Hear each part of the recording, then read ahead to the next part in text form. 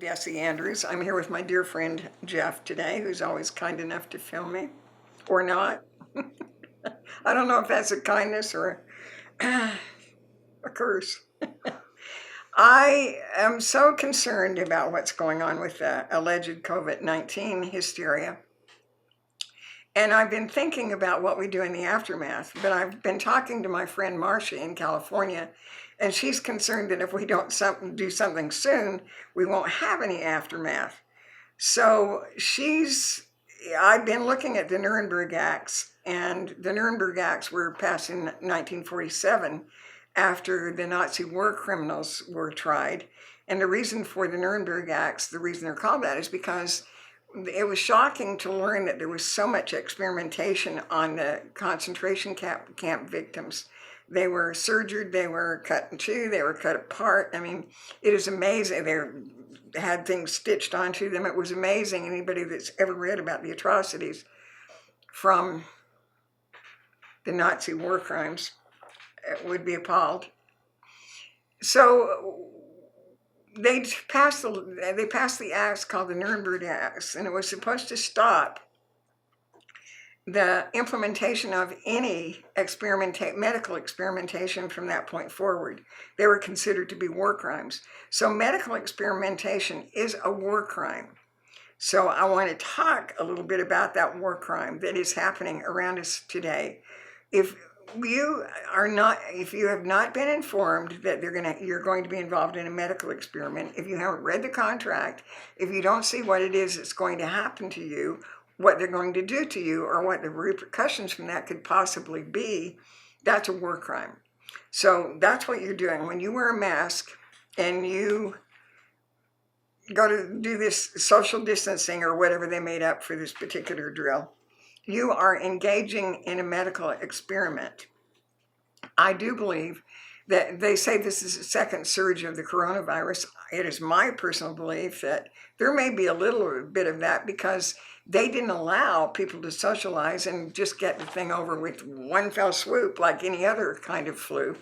They kept people in masks and confined to their houses, and they didn't build up the kind of immune system they would have regularly, and this would have been a thing of the past. So they're hanging on to this deliberately for dear life, for some purpose. And people don't understand that, the great thing about it, as I was explaining to Marcia today, is we do have a test case here in the United States, and a lot of people don't know about that. And it's called South Dakota.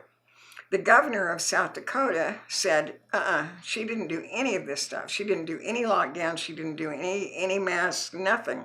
So no laws were abridged in South Dakota to accommodate this hysteria. So we have one pure test case. In a medical experiment, if you don't have a test case, then you have nothing to gauge it by. Unfortunately, for the people they're doing this medical experimentation, we do have a test case. And again, it's called South Dakota. I live in Texas. We have a population in Texas of 2.29 million people.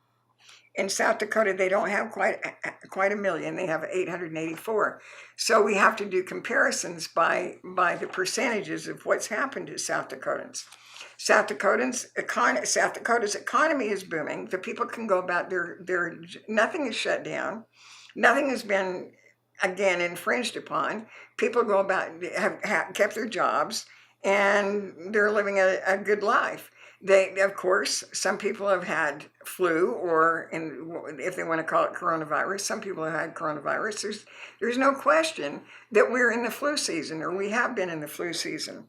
But the difference is, the flu, although there have had more infections percentage-wise in South Dakota than we've had here in Texas.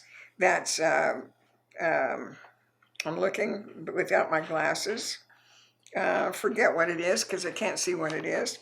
But the deaths are the thing that I keep track of. I tend to believe, I don't care how much it ups or downs or influxes or affects. I only care about the number of deaths because that's the figure that I think we should look at. The deaths in South Dakota have only been 146 for almost 1 million people. And that's at a rate of 0.0, I'm going to have to look here, 0.0165% of the people have died. In Texas, we've had 8,878 deaths, and that's a percentage of 0.03.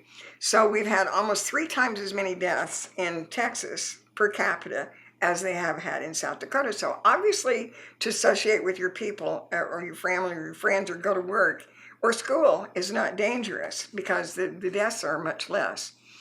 But the thing the number that really interests me is they have crashed this economy. They have deliberately crashed the economy. For some reason, I have no idea why anybody would do that. But we have a great deal, many people who are out of work. In South Dakota, again, their economy is booming. They've got a 3.1% unemployment rate.